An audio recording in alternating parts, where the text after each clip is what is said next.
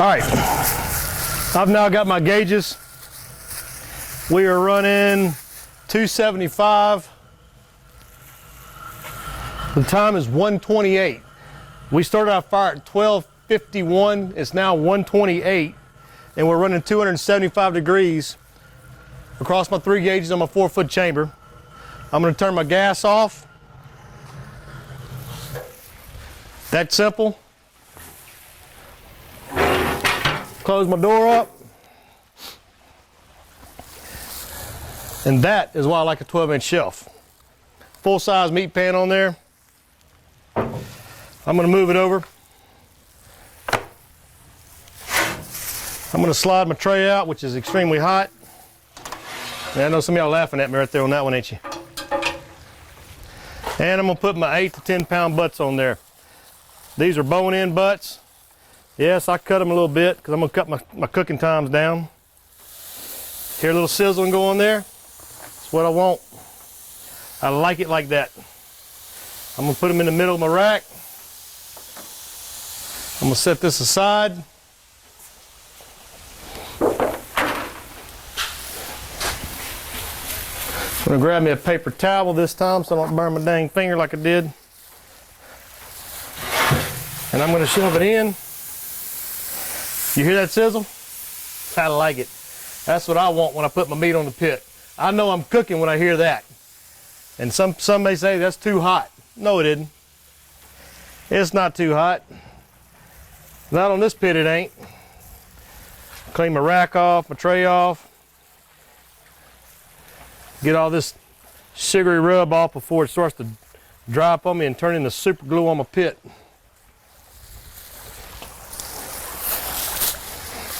Pull my little gloves off. All right. Let's see what happens now. My door open, putting those butts on there. We drop down to 215, 225. Let's watch and see how fast this thing gets to temp. It ain't gonna take it long, trust me. Got my air vent open. It's climbing up, climbing up. My damper's open on my stack. Won't be much longer. We'll be back up 250, 275. All right, we've got 141 now. We're doing exactly what I said was gonna happen on the pit. Once I put my meat on, when we're putting the meat on, had the door open, we put the cold meat in, temperatures drop down to below 225. It's now only been a few minutes. We're back up to 260-ish, 260 give or take, 250, 250, a little over 250 actually. So we're still plus or minus a few degrees left and right on my 48-inch main chamber. The temps come back up to well over cooking, smoking temperatures. Again, give or take plus or minus a few degrees on the 3 gauges here, running at around 250. Our initial fire, haven't touched it. Let's see what we look like. Got a good little fire going. I'm going to use my fire poker here. Just stoke it a little bit.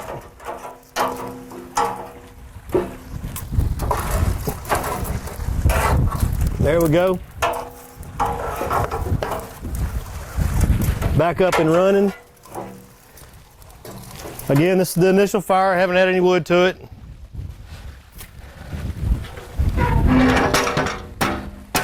Air vents all the way open. Smokestacks all the way open. We've got about 20 pounds of meat sitting in there right now.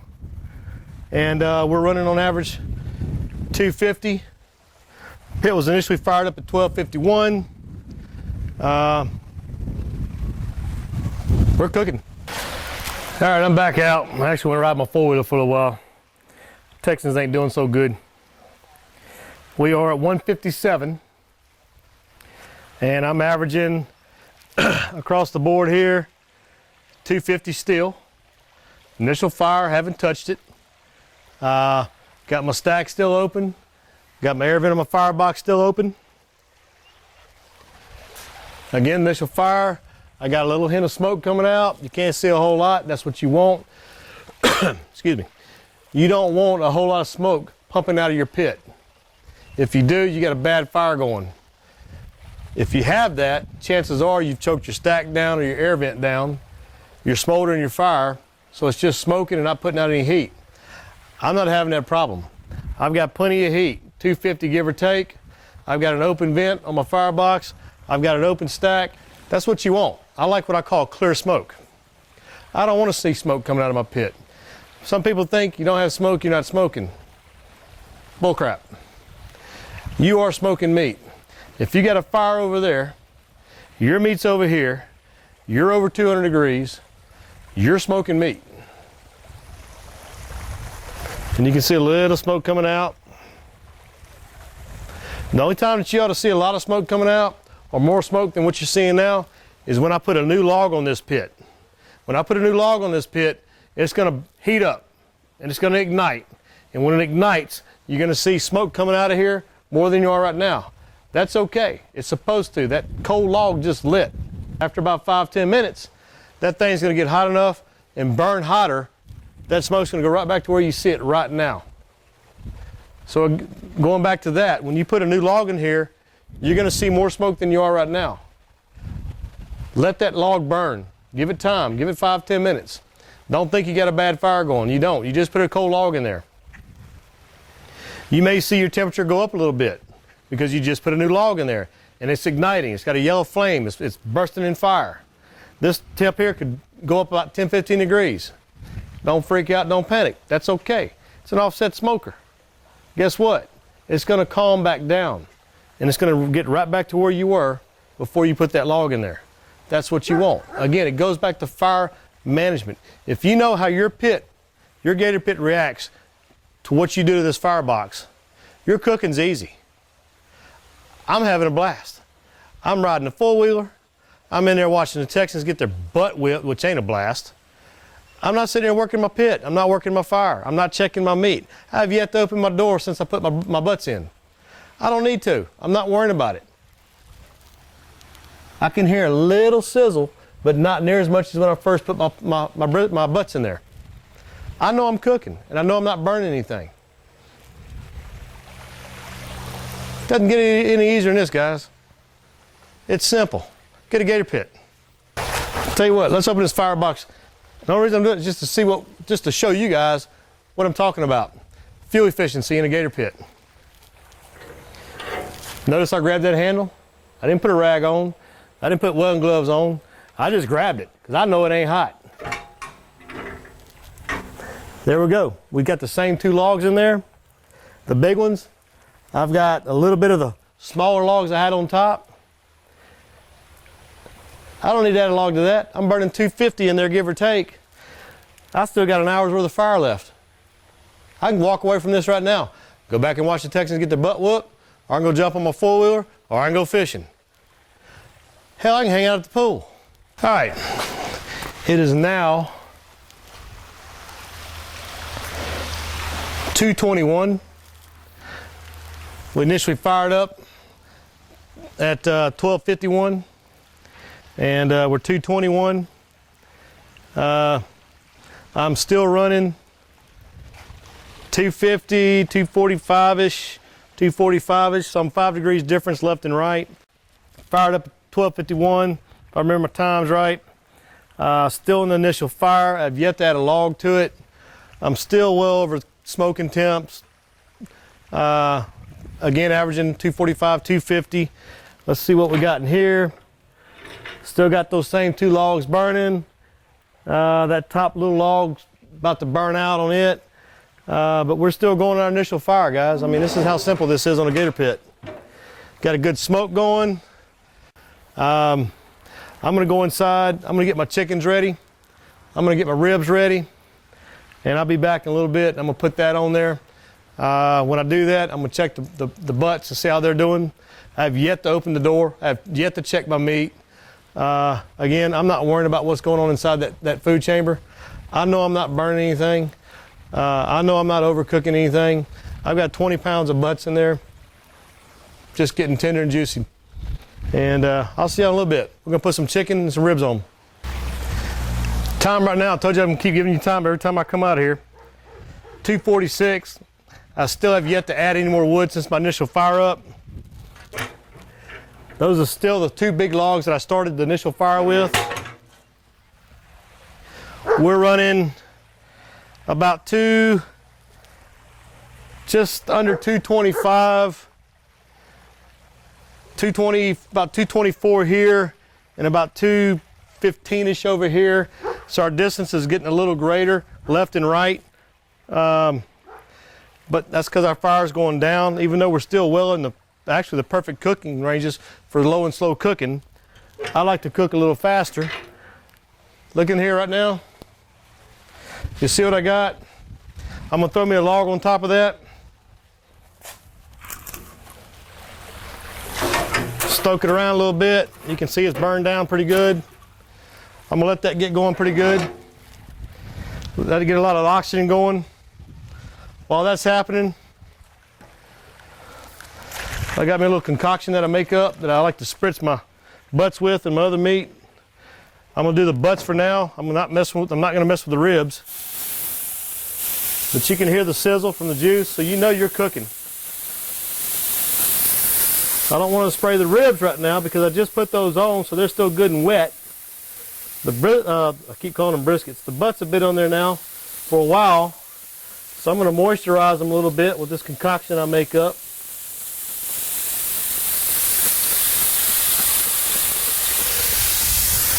And I don't care telling you what it is. It's a mixture of fruit juice and teriyaki sauce. You can use, today I didn't have apple juice, so I just improvised and put Capri Sun in here and mixed it with teriyaki juice or sauce. That's all it is. Again, I have no secrets. I don't hide anything. I told you today I was going to show you how I cook at my house for my wife, my kids, family, friends, and that's what I'm showing you. You can see we're starting to light right now. I'm gonna let it get going. I'm gonna close my door back and go back in the house. I'm done until I put the chickens on, which will be in a little bit. I've already got them in there ready to go.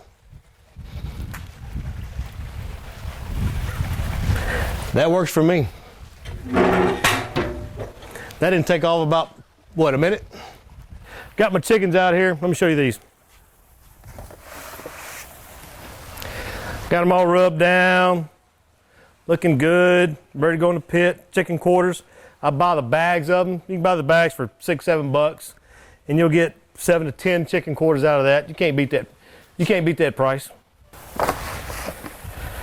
And we're gonna put them on a pit. What I'm gonna do here is I'm gonna move my butts over a little bit. Make room for my chickens to go on the lower rack.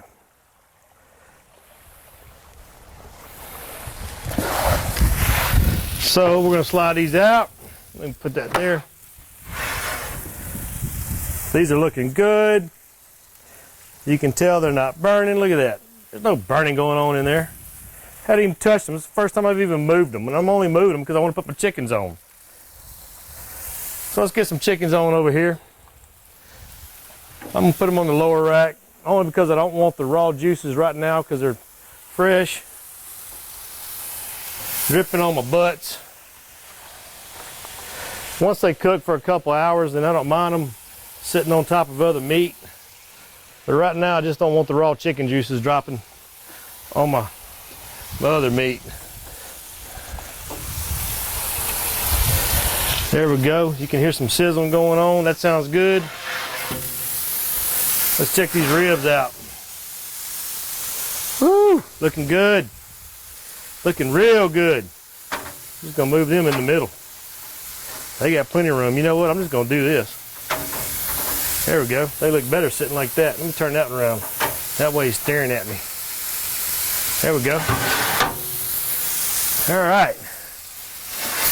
Got our butts there. We're gonna do a little spritz on them. And now I'm gonna hit my ribs and my butts with my concoction of fruit juice and teriyaki sauce. And I don't want to hit my chickens right now because I don't want to knock my rub off of them because it hadn't been on the pit long enough to dry out and kind of stick to to the birds yet. Let's close that up. All right, I came back here just to show you something real quick. I looked out my kitchen window and exactly what's happening that I mentioned earlier is happening. We've got that new log in there. It's lighting, it's igniting. Notice you see more smoke coming out the stack right now. You give that probably a few minutes and that's gonna calm down as that log burns. And then you're gonna wind up not seeing any more smoke again like you saw before I put that fresh log in there, that new coal log. A lot of people like to preheat their logs. Have at it. I don't care one way or the other. It doesn't matter to me. I've got all day to cook. So whether I preheat or not just doesn't matter to me. Some people say it makes a difference. I guess maybe on a real cold day it does. Today, no big deal.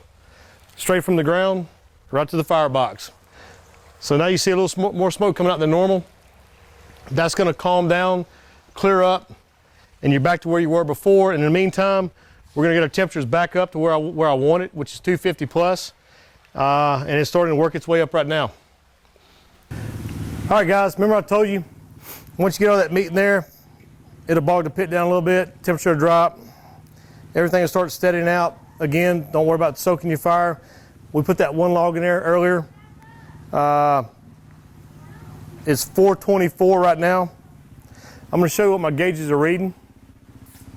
It's gonna get a little bumpy here, but just bear with me. Here we go.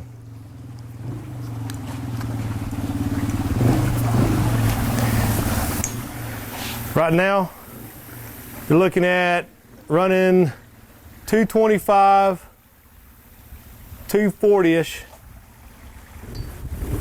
on the 3 gauges. Bear in mind, I've got 2 10-pound pork butts in there. I've got an entire bag of chicken quarters in there, and I have 2 racks of ribs in there. The pit's evening back out with all that meat in there. The chickens that are cold are now starting to warm up, heat up, cook. Doesn't get any better than that. One log since I fired this thing up at 12:51, if I remember my time right. One log since then, that's it. That's all it takes, guys, on a gator pit. All right, time right now, 4:48. I'm running about 250, 240, 250 across the board here. Probably time to add me a log. That one log's burnt down to a bunch of coal.